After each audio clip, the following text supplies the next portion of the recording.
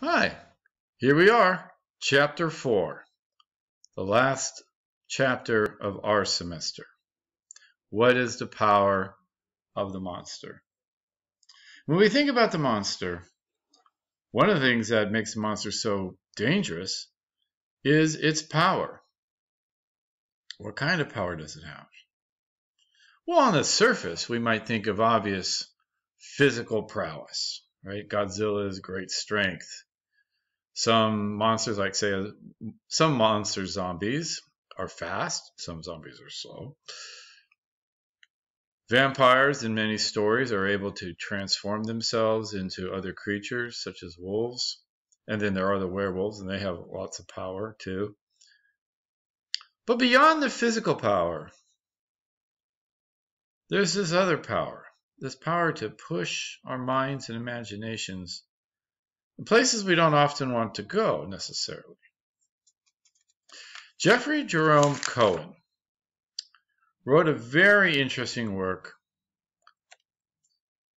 called Monster Culture, 7 Theses. Remember theses, thesis, sentence, write an argument? Well, Cohen wrote this piece. It's actually quite influential, we'll just put it that way, in the study of monsters. And so we take on, in this chapter, fear of the monster is really a kind of desire. What kind of desire is he talking about? Well, there's different kinds of desires, but basically speaking, monster represents something that is outside of human culture, civilization, and human boundaries. What do we mean by boundaries? Our rules. Not just maybe laws created by the city of San Diego, or the state of California, or the United States of America, but other laws, bigger laws, deeper laws. Laws that govern us, the thou shalt nots.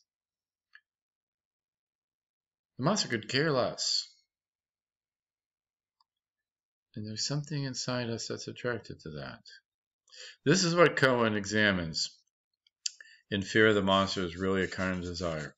When you read this work, I will tell you what, there are a lot of references and allusions. You may be wearing out Google as you go through it. There are some footnotes there to help you out.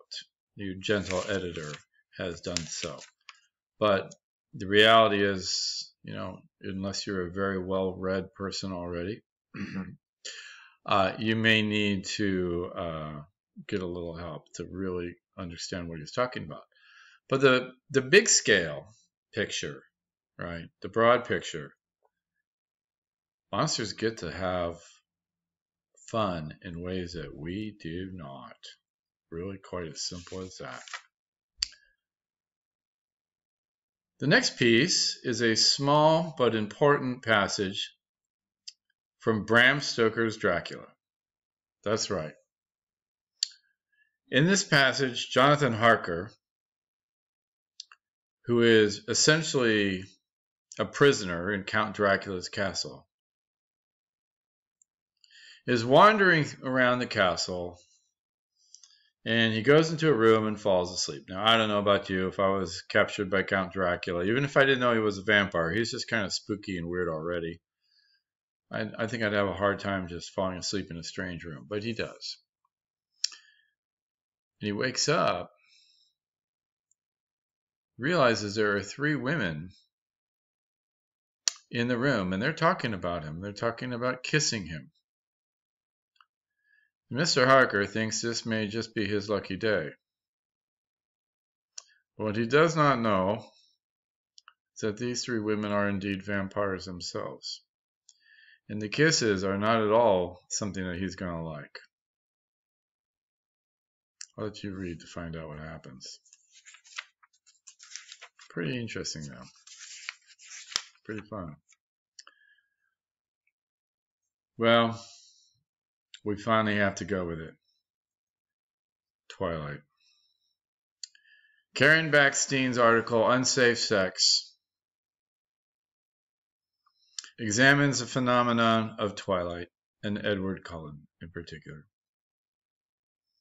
Now let's be honest, in the recent times, the vampire myth has been kind of turned around quite a bit by Twilight and its imitators.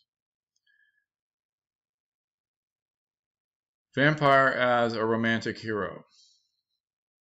Now, if you kind of trace some of the growth of the vampire story, right, you have stories that go way long before Dracula. I mean, hundreds of years, if not thousands of years, of creatures that kill humans and suck their blood out. Very popular word you want to use in the Middle Ages. John Polidori, this goes all the way back, of course, to chapter 1. John Polidori wrote a short story called The Vampire, in which really for the first time he fused or brought together the idea of the killer and the romantic hero, right? A lot of suggestion that this was, of course, Lord Byron in fictional disguise. Right? We talked about that in chapter 1. But Edward Cullen, he is very different, right?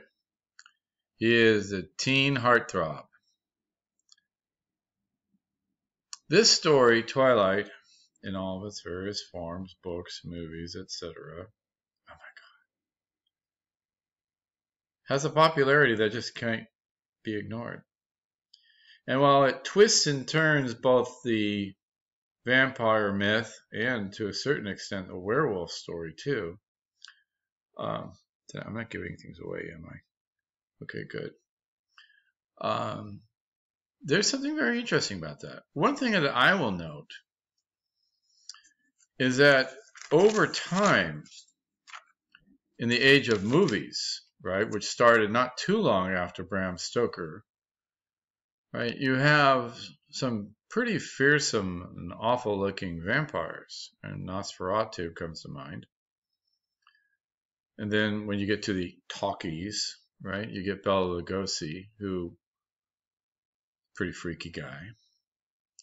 But as you move forward, you get, with almost every rendition, more attractive men playing the role of Dracula or some other vampire.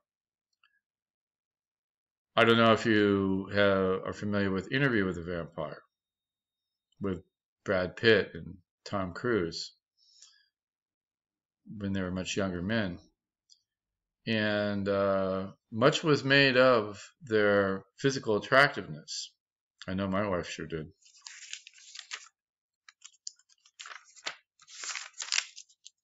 Lawrence, werewolves.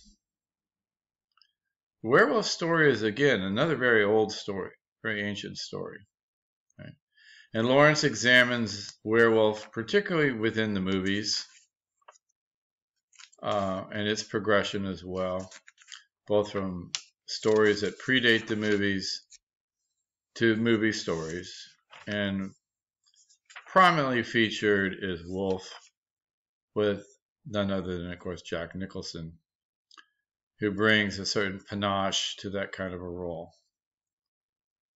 But it's important to note and see how, like vampires, werewolves have twisted and turned in what they mean and where we go with them. Next is one of the great stories, one of the archetypal monster stories, kind of like, it's an invention like Dr. Frankenstein and the creature, invented by Mary Shelley at the beginning of the 19th century. Well, towards the end of the 19th century, not only do you have Bram Stoker creating Count Dracula, you also have Robert Louis Stevenson writing a story about doubles, or doppelganger, Dr. Jekyll and Mr. Hyde. So we have in our textbook a passage from that novel, a key passage really where sort of the secret is revealed, which I hope is not a secret to anybody hearing this video right now. They are in fact one and the same.